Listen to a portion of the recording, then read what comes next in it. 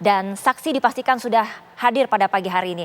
Kemudian pemirsa, kita selanjutnya menuju ke Pengadilan Tindak Pidana Korupsi Tipikor, yakni pada Pengadilan Negeri Jakarta Pusat kembali mengagendakan sidang kasus korupsi proyek penyediaan infrastruktur BTS 4G Bakti Kominfo hari ini. Sidang hari ini adalah lanjutan pembacaan surat dakwaan untuk 3 terdakwa kasus korupsi proyek BTS Bakti Kominfo. Mereka adalah Menak Simanjuntak, Mukti Ali, dan juga Irwan Hermawan. Dan untuk mengetahui informasi selengkapnya, kita langsung saja bergabung dengan rekan kami yang sudah berada di lokasi.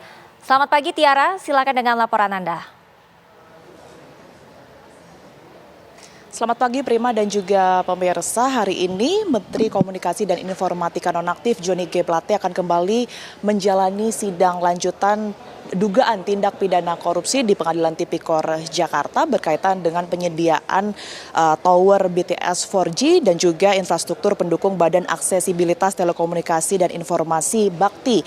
Kemudian kita ingat bahwa pada tanggal 27 Juni 2023 kemarin memang sudah digelar sidang dengan agenda pembacaan dakwaan oleh jaksa penuntut umum. Sidang hari ini sendiri digelar dengan agenda pembacaan nota keberatan oleh terdakwa ataupun juga eksepsi langsung dari Johnny G. Plate begitu, dan nanti agendanya ini akan dilangsungkan pada pukul 10 waktu Indonesia Barat dengan Ketua Majelis Hakim Fazal Henry bersama dengan Hakim anggota Rianto Adam Ponto dan juga Soekarton. Hingga saat ini memang masih belum tampak kehadiran dari para terdakwa, salah satunya adalah Johnny G. Plate. Kami pun masih terus menunggu begitu, tetapi Prima jika kita mengingat agenda pekan lalu di mana sejumlah dakwaan juga sudah dibacakan oleh jaksa penuntut umum, adapun poin-poin menarik yang bisa kembali kami ingatkan untuk Anda, ini adalah didakwa bahwa Menteri Komunikasi dan Informatika Nonaktif ini meminta uang sebesar 500 juta rupiah per bulan ke Direktur Utama Bakti Kominfo dengan alasan uang ini digunakan untuk operasional menteri begitu, yang kemudian ini diterima dalam periode Maret 2021 hingga Oktober 2022. Selaku pengguna anggaran, Johnny G. Plate ini juga disebut telah memperkaya diri hingga 17,8 miliar rupiah.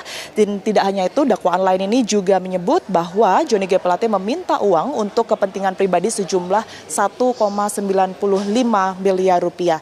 Kemudian Johnny G. Plate ini juga disebut dalam dakwaannya telah menyetujui perubahan dari 5.052 set menjadi 7.904 set desa untuk program BTS 4G 2020 hingga 2024 tanpa melalui studi kelayakan.